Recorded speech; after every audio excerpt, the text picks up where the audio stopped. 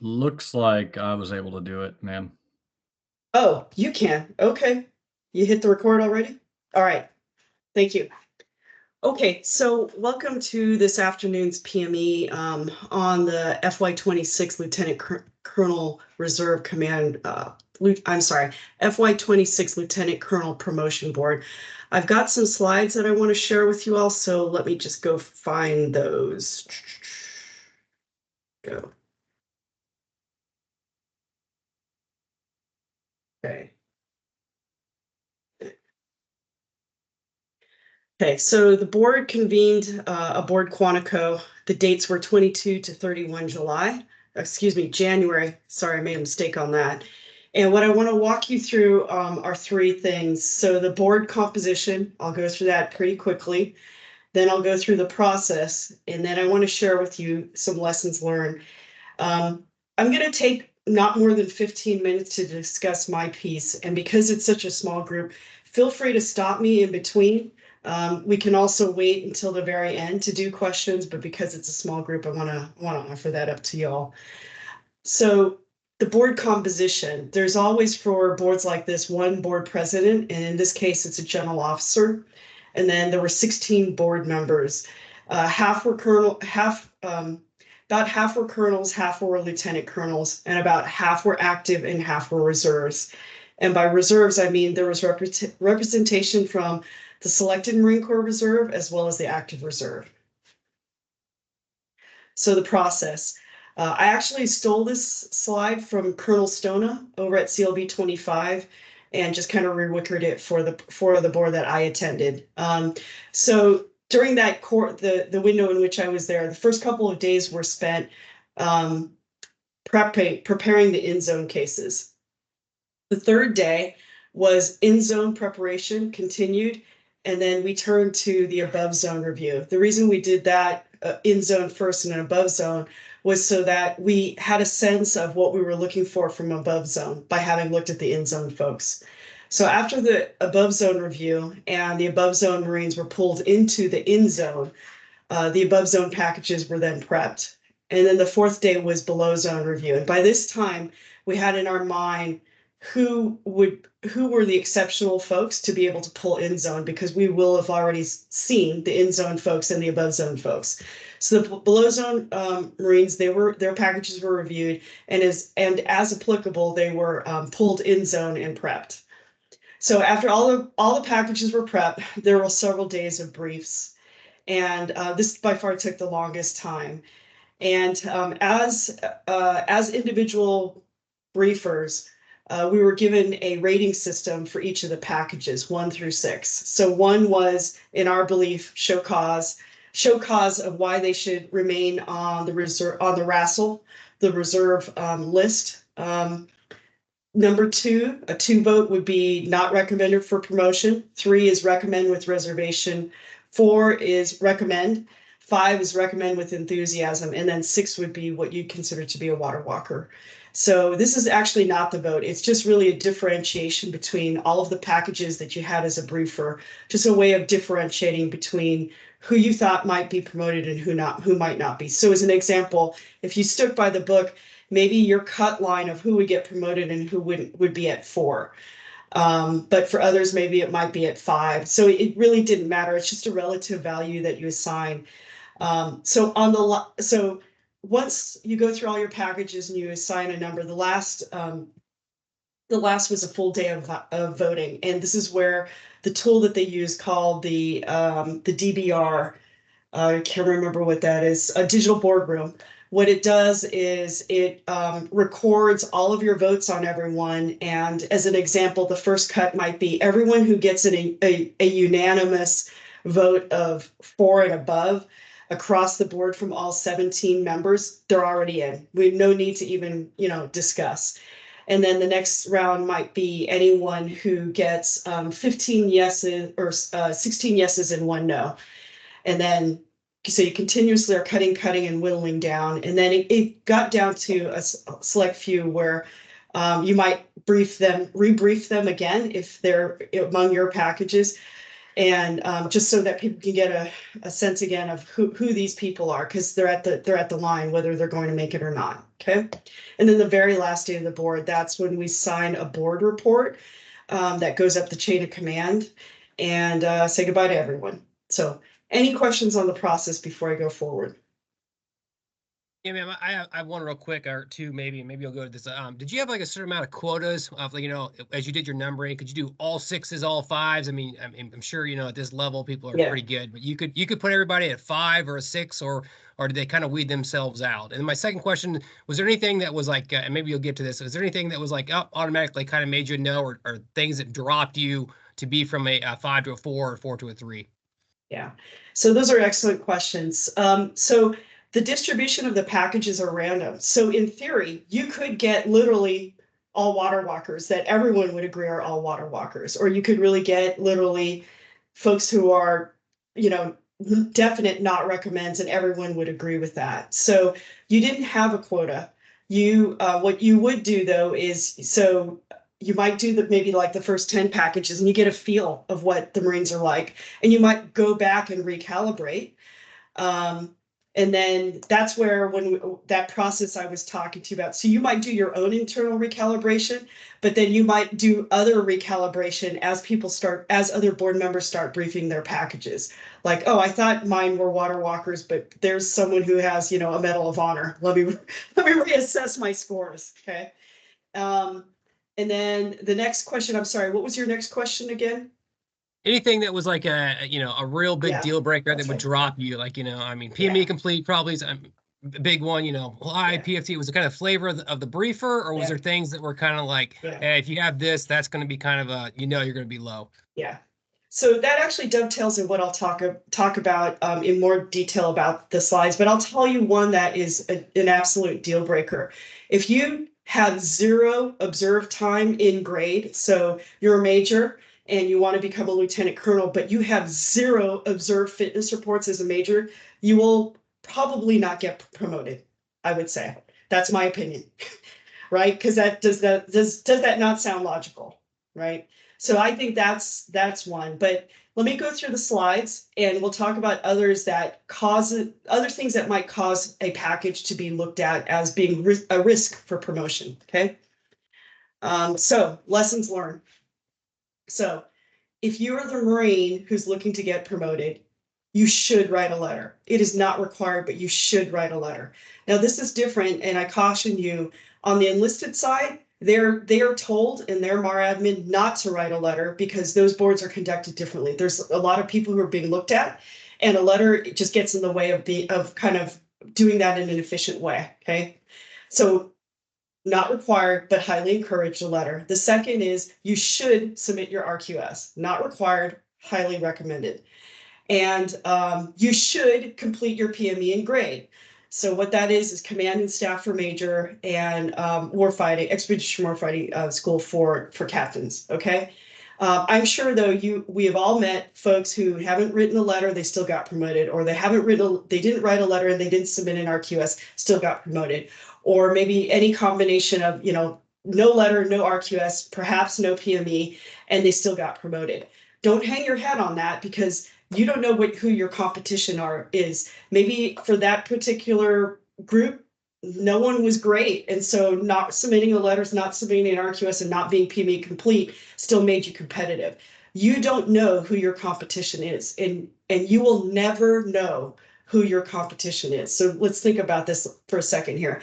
If you're a civilian, in your civilian life, you know who your competition is, right? You're interacting with them all the time. You get a sense of whether they're good or not, how you rank stack against them, right? So you have an idea.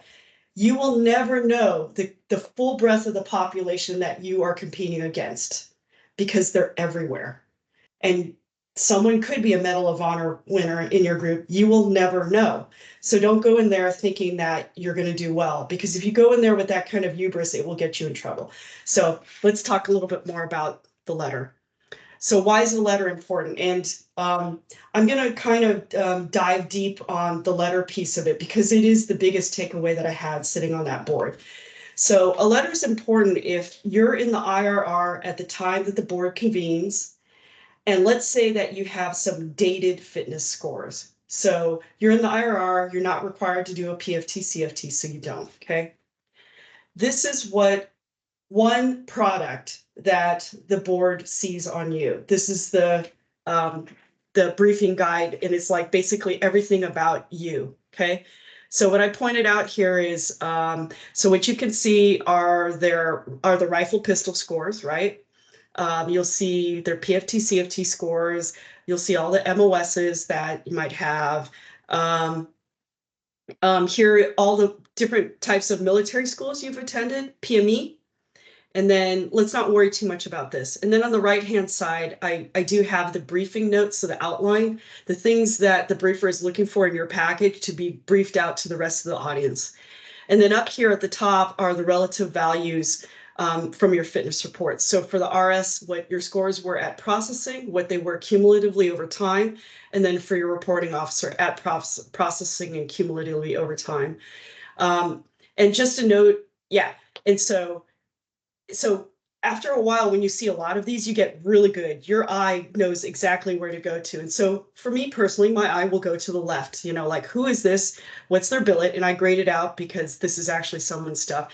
And then, okay, whatever the rifle pistol is. And, you know, as reservists, we can have dated rifle pistol because we don't always have the opportunity annually to qualify in those ranges. But PFT, CFT, right off the bat, you're looking for 2424 if it's, you know, the calendar year 2025. So if you've got a dated CFT that's 2023 or even earlier, boy, what is going on there? So already you're like, boy, I got to look deeper into that. So you might, you know, if this is the package that I'm briefing, I want to look at their career retirement credit report. And if your CRCR shows zero participation from July 2024 through the present, and you don't have a letter, what is the briefer supposed to do with that? So we know that from July 2024 to the present, to December, a CFT was due, but yet your CFT reflects 2023 and you don't have any participation that can be gleaned from your CRCR. There's nothing that the board member can do to help you. You're missing a current CFT. Let me pause here for a moment. This is a little bit of a blurry picture. I apologize, but what it has are the from and the to dates, and they're based on your anniversary. Two columns, two big columns, inactive duty points and then active duty points. Below inactive duty points, you've got the points that are paid, the ones that are not paid. So not paid might be like telework, so you get the points, but you don't get paid. Correspondence courses, so okay, maybe they might see that, you know, you've got 12 correspondence courses, but those could be like MarineNet courses. Can't assume that that is PME, right? Your letter can tell them that. Another option is maybe one of your RSs or ROs said that you were dropping to the IRR to complete PME, but if they don't, we don't know what you're doing. And then funeral honors is another IDT, membership points, and then the total. And then on the active duty side, it's paid, non-paid, and then total, and then whether or not you have a SAT year, okay? So I wanted to show you the investigation that would have to occur on your behalf by the board member because you didn't submit a letter. And you really don't want your board member to go investigate because there only so much time is allotted really to get through all the packages and to be able to get off orders really when you said you're supposed to get off orders, okay? So the worst case is that, like I said, your CRCR does show current participation. So if it shows that you've got IDTs, you're getting paid IDTs, and you don't have a current CFT score, that just means you didn't take your CFT and you probably should have gotten an adverse fitness report, right? But maybe there is something going on. That is why you need to write the letter. But that is those are the conclusions that will be drawn when you don't have the letter. So yeah, that's what's going to happen with the dated one. So another scenario, you're in the IRR and you're working on PME, you didn't submit a letter. So it's kind of like this is again, the trained eye will be like, okay, this is this Marine, this is their current billet, this is their PFT, CFT scores, I see their MOSs, you're kind of going like reverse clock around here, right? Okay, see a bunch of schools, PME, completely blank, all white space. And if you can't see that, that's an unhappy face. Okay. So again, without that letter, your briefer is forced to look at your CRCR. And yeah, it might show that there is some correspondence points this year, but is that Marine Net courses? Is that JKO courses? We don't know what that is. And so the assumption will not be made necessarily that that is command and staff or EWS, okay? Now, if your CRCR shows that you have zero paid IDTs lately, okay, that coincides with you being in the IRR. But again, we don't know what you're doing in the IRR. You're taking courses, but don't know what those are. Next one, let me see here. Okay, so you're homesteading. Does everyone, well, I'll just talk because I know some of you are probably like driving on the way home. So homesteading. Homesteading is staying in one location for much longer than you need to. There is no prescribed time, but generally speaking, we try to move around our billets, I would say no longer than 4 years. And certainly if, let's say it's 5 years time and grade as major to be looked at for lieutenant colonel, if your entire 5 years as a major is spent in one location, that's going to be, generally speaking, that's going to be a problem. But I don't know, maybe your 5 years in Afghanistan under kinetic situation, that's not the kind of homesteading we're talking about. That's, but 5 years doing Marine for life might be considered a problem, okay? Or 5 years just in one location. And then worse yet, maybe you're in that location your entire time as a major, and it can be seen that you are also, you spent that same amount of time as a captain, so like homesteading from like captain through major in the same location. So this is where a letter would be important. There could be a valid reason why you're homesteading. For family reasons, I can't think of something off the top of my head, or medical reasons. But certainly, if you choose to say it's something medical, I would then wonder, I look at your PFT CFT score to make sure that whatever's going on with you medically, why you have to be in that location, it's not affecting your ability to be combat ready from a physical perspective. But I don't know, maybe it's you've got a child who, for whatever reason, you have to drill at a certain area. I can't even really think of one, right? Because even if a family member needs to be in a certain location for specific specialized medical help, that doesn't mean you can't fly or go drive someplace differently for your drills. Okay. All right. But homesteading, write a letter if you feel that you are homesteading. And then of course, you may think you're a water walker, so therefore you don't have to write a letter. But going back to what I originally said, don't assume you are a water walker. The letter helps the board get to know you, right? Because we see the same like first page that I showed you. Okay, see your name, see your MOSs, and literally hundreds of packages are scanned each board. And so just getting to know you as an individual is a good thing. It's almost like if you could think, again, if you're civilian, you submit your resume for a job and a recruiter is looking at hundreds of resumes. Is there something that can distinguish you from the rest? Because everyone seems to be qualified and stuff, but you might be doing something differently in your resume to stand out. You might have that cover letter or whatever, right?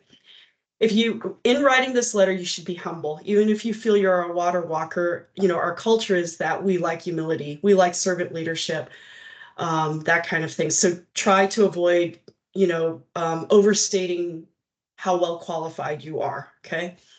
And if you don't know what to say, so, we're taught, and I'll reiterate, you do want to write a letter if you have adversity. You just need to acknowledge it and say that you've learned and you've gone on, right? Or any other anomaly that we've just discussed, you want to discuss that. But let's say that's not you. You're just kind of like, you're the the standard for a drilling reservist, and there's like nothing awesome about you, and there's nothing really bad about you. So what would you say? Outline your plans if you're promoted to the next rank. What value will you provide to the Marine Corps if you get promoted to major or lieutenant colonel? Just again, I kind of like to think about it like what you would do in an interview, right? So that's what you want to do. Okay. So why is an RQS and why are PME important components of your package? So an RQS will help the briefer complete your briefing notes. So on the right-hand side of this slide, I'll read out because I think some of you might not some of you might not be looking on a screen, but the briefing notes, the outline is what's your grade and name, whether or not you're PME complete in grade, the number that the briefer briefs you as, 1 through 6, your current billet, whether or not you have adverse material, and you'll note, if yes, do they explain the reason and the circumstances? I would say that's actually inaccurate. You just acknowledge it super quickly, you go on, okay? And then sometimes in your record, the adversity will be explained. With an adverse situation, we want to be able to see that there was recovery. Particularly if it like happened a really long time ago as second lieutenant, or if you're a major, like maybe early on as a captain. If you're a major that got an adverse fit rep and you're being looked at for promotion, you absolutely need to address that adversity because it's so fresh, right? And you don't make excuses. The best advice I could give is you acknowledge it and you say that you've tried your best to move past it. And then hopefully the third party objective reports, i.e. your fitness reports, corroborate that. And then it just is what it is. See how that happens. And then the next thing after the adverse material is the letter to the board. And so it says the quality of the letter, whether or not it was persuasive. Did you come across with hubris or did you come across with humility? Did you explain your atypical career path, right? And then your rifle pistol, your PFT CFT score, and your MAP belt, and then all of your military education, all of your civilian education. It says GPA and all that other stuff and where you got it. Nah, you can put it in there. I mean, it is kind of interesting if you were a Harvard MBA grad and you graduated summa cum laude. I mean, it's interesting, but it doesn't otherwise cover for really poor performance. Your awards and your personal decorations, and then a summary of your assignments. So there's one tab in the digital boardroom that shows, you can just see all of it looks like your master brief sheet. Actually, it's all of your assignments lined up historically, chronologically, and then those are briefed.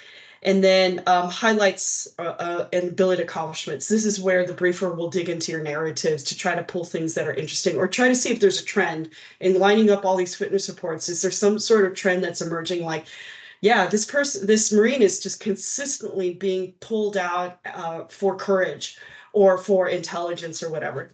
And then a quick note will be said about your relative values. So we talk about having an hourglass as being the ideal. Sometimes people have diamonds, things like that. So that will be briefed. And then any pertinent comments, so maybe some quotes from your RS or RO that the briefer feels would be important for the board to hear. And then the final thing is a restatement of the number that's assigned to you by this briefer, 1 through 6. And then, so if I'm hearing this, I'm in receive mode and I'm not the briefer. If they say I brief this as a 5, I can go ahead and put 1 through 6 on my scorecard based off of how I'm seeing it and how I'm perceiving where this person falls within the packages that I briefed. Okay, so all right. So this is my last slide. So, or actually the last slide. So if you want to learn more about how to get promoted, we do have 3 videos on our CLR 45 YouTube channel. One is how to determine if you're in zone for promotion. If you don't know how to do that, if you have no clue when you're in zone, I would highly encourage you to watch that 7-minute video. I've actually encountered 2 Marines in my lifetime who didn't know that they were in zone, and they were shoo-ins for promotion. They did not get promoted because they did not prepare for those boards, meaning they didn't submit a letter or an RQS. And for whatever reason, that board felt that that was necessary, because in looking at their packages, couldn't figure out, groups of us, like, why didn't they get promoted without that? And that was the situation. So you want to know whether or not you're in zone. And then another video is on how to read your master brief sheet and to correct any fitness report date gaps. And then a third one, it is lengthier. It's how to prepare for a Marine Corps promotion board. That's actually, we did a round robin with 3 guest speakers to talk about the differences between AR promotion boards, SMCR and active, and then officer versus enlisted. So that's a little bit longer. Okay. All right. So I did this a little bit out of order. So if you're an RS or an RO on a fitness report, my recommendation to you is, so that you don't screw Marines over, is to be clear and intentional in your narratives. If you say something, say it. Don't be hidden about it, because it causes us, it would cause a board to say, did they really mean that? What are they really trying to say? I'm not sure. You don't want to do that to the individual. If it's bad, call it out as an adverse fitness report, and then you've got to provide the evidence for that, right? You've got to have your little platoon leader's notebook. You needed to have done formal counseling. Maybe you did a 6105 or something, page 11. You've got to do that, and then it's an adverse fitness report, and it's super clear, right? But this kind of like walking the line and leaving it up to this third-party organization called the board to interpret really is not helpful for anyone. And then if you're an RO, or RSA and RO, be careful not to inadvertently downgrade a Marine that you're riding on as you go from one fit rep to another, especially if you're an RO, because, in those little blocks, you can easily see whether blocks are moving from the left all the way up to the right. And if they don't, if they go down, that could be called on, and it could be an error on your part, and that's not what you intended. So be mindful of that. Okay, that concludes everything I want to share. So now I want to open it up to questions, please. And then whoever is recording, if you could just stop the recording, please, that would be great. So Matt.